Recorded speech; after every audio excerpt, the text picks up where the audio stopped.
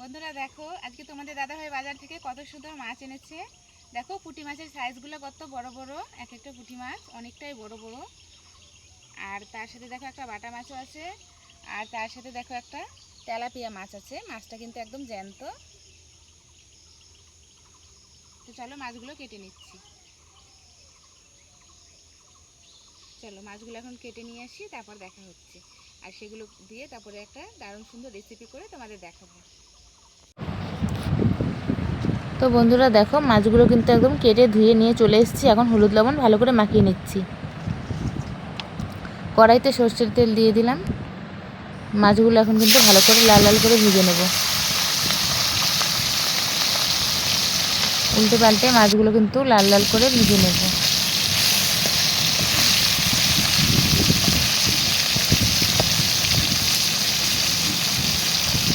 তারপর দেখো বন্ধুরা, বড় মাছটা ভেজে আমি পুঁটি মাছগুলো কিন্তু ভেজে নিলাম। পুঁটি মাছগুলো আমি লাল লাল কড়া করে ভেজে নেব। তো আমি সেই তেলাপিয়া মাছটা দিয়ে আর বাটা মাছটা দিয়ে কিন্তু একটা মাছের ঝোল রেসিপি করে দেখাবো। আর এই পুঁটি মাছটা দিয়ে কিন্তু দুর্দান্ত রেসিপি একটা করে দেখাবো, যে রেসিপিটা তোমরা হয়তো এর আগে কোনোদিনও খাওনি। তো তারপর দেখো, কড়াইতে তেল দিয়ে আমি কিন্তু পটলটা একটু সামান্য লবণ দিয়ে ভেজে নিচ্ছি। পটলটা কিন্তু নাড়াচাড়া করে ভেজে নামিয়ে রাখবো। তারপর কিন্তু সেই তেলে আবার আলুটাও ভেজে নামিয়ে নেব। তো পটলটা যতক্ষণ না একটু লালচে লালচে হয়েছে ততক্ষণ কিন্তু ভাজবো। এইভাবে লবণ দিয়ে আর সামান্য পরিমাণে একটু হলুদও দিয়ে দিতে পারো। তারপর দেখো, পটলটা নামিয়ে নিয়ে কিন্তু আমি এখানে আলুটাও ভেজে নিচ্ছি।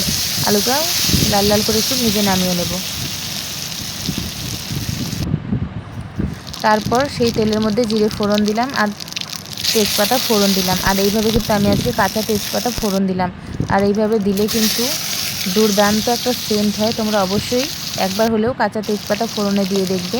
তারপর দেখো, যে আমি ভেজে রেখেছিলাম সবজিগুলো, সেই সবজিগুলো কিন্তু ঢেলে দিলাম। আর এদিকে দেখো 4-5টি মতন কাঁচা লঙ্কা নিয়েছি, একটু লাল টাইপের। তো সেটা বেটে দিয়ে দিলাম। দিয়ে দেখো হলুদ লবণ দিয়ে ভালো করে কিন্তু নাড়াচাড়া করে একটু কষিয়ে নেব। মশলাটাও কষানো হবে। তারপর দেখো বন্ধুরা, আমার এখানে কিন্তু কষানো প্রায় হয়ে এসছে। আর এদিকে তোমরা তো দেখলেই সবজিগুলো ভেজে নিয়েছিলাম আগে, সেই জন্য কিন্তু সবজি নরম হওয়ার কোনো ব্যাপার নেই। সবজি একদম ভাজা হতে হতে নরম হয়ে গেছে। এদিকে দেখো পরিমাণ মতো এখন আমি ঝোলটা দিয়ে দিলাম। খুব বেশি ঝোল দেওয়ার কোনো প্রয়োজন নেই, কারণ সবজিগুলো সব নরম হয়েই গেছে আগের থেকে অলরেডি।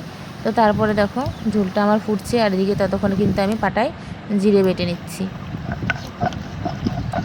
দেখো জিরেটা ভালো করে মিহি করে বেটে নিতে হবে। বেটে নিয়ে তারপর দেখো মাছগুলো দিয়ে আমি কিন্তু ওপর দিয়ে জিরে বাটাটা দিয়ে কিন্তু নাড়াচাড়া করে মিশিয়ে ঝোলটা নামিয়ে নেব। তাহলে কিন্তু আমার সুন্দরভাবে একটা তেলাপিয়া আর বাটা মাছের ঝোল রেডি হয়ে গেল আলু পটল দিয়ে। আর তোমরা দেখে বুঝতেই পারছো কীরকম হয়েছে। রান্নাটা কিন্তু দুর্দান্ত হয়েছে, খেতেও দুর্দান্ত লাগবে। তোমরা অবশ্যই এইভাবে একবার হলেও ট্রাই করো, কারণ এখন তো বর্ষার সিজন, আর এই সময় কিন্তু পটল সব সময় পাওয়া যায়, বাজারে সব সময় ওঠে। তারপর দেখো, এদিকে আমি কিন্তু যে পুঁটি মাছটা ভেজে রেখেছি সেটা দিয়ে কিন্তু এইভাবে পটলের চোচা আর আলুর চোচাটা দিয়ে কিন্তু দুর্দান্ত রেসিপি করে দেখাবো। সেই জন্য কিন্তু দেখো কড়াইতে সর্ষের তেল দিয়ে আমি কিন্তু সেই চোচাগুলো এখানে দিয়ে দিলাম। দিয়ে দেখো পরিমাণ মতন লবণটা দিয়ে দিচ্ছি। আর তোমরা যে যেরকম ঝাল খেতে পছন্দ করো, 2-1টা পরিমাণ মতন লঙ্কা দিয়ে দিও, বেশি ঝাল হলে ভালো লাগবে না। তারপর দেখো এখানে ছুলে রাখা রসুনের কোয়াগুলো দিয়ে দিলাম। দিয়ে এখন কিন্তু নাড়াচাড়া করে ভালো করে ভাজা ভাজা করে নিতে হবে। আর তার সাথে দেখো একটু কালো জিরে দিয়ে দিলাম। কালো জিরেটা কিন্তু একটু না, সামান্য একটু বেশি দিতে হবে, তাহলে সেন্টটা কিন্তু ভালো হবে, সেই জন্য। তারপর দেখো এইবার কিন্তু কালো জিরেটা দেওয়ার পর কিন্তু তারপর দেখো নাড়াচাড়া করে মিশিয়ে নিচ্ছি। আর এইদিকে সব কিছু একসাথে ভাজা ভাজা হয়ে যাবে, লাল লাল করে ভেজে নামিয়ে নিতে হবে। তোমরা হয়তো এই রেসিপিটা এর আগে কোনোদিনও খাওনি বন্ধুরা, তো দুর্দান্ত হয় খেতে। অবশ্যই তোমরা একবার হলেও এই রান্নাটা বাড়িতে ট্রাই করো। একবার খেলে কিন্তু বারবার খেতে ইচ্ছে হবে এই রান্নাটা। আমি দেখো এক পটল দিয়ে 2 রকমের রেসিপি করে দেখালাম তোমাদের, আর খুবই ভালো লাগবে। দেখো আমার এদিকে কিন্তু পটলের খোসাগুলো ভালো করে ভাজা হয়ে গেছে। এখন কিন্তু আমি নামিয়ে নেব।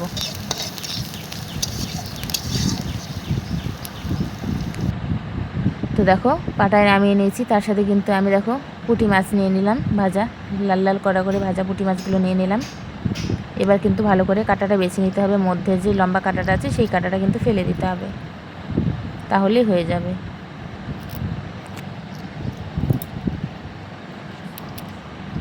প্রত্যেকটা মাছে কিন্তু আমি মধ্যের কাঁটাটা ফেলে দিলাম, শিরদাঁড়াটা ফেলে দিয়ে এখন কিন্তু ভালো করে পাটা দিয়ে বেটে নিতে হবে একদম মিহি করে। দেখো বন্ধুরা কত সুন্দর লাগছে। আর এই বাটাটা তোমরা গরম ভাতের সাথে যদি একবার খাও বন্ধুরা, ভুলতেই পারবে না এর স্বাদ, মনে হবে যে প্রত্যেক দিন রান্না করি এই রেসিপিটা।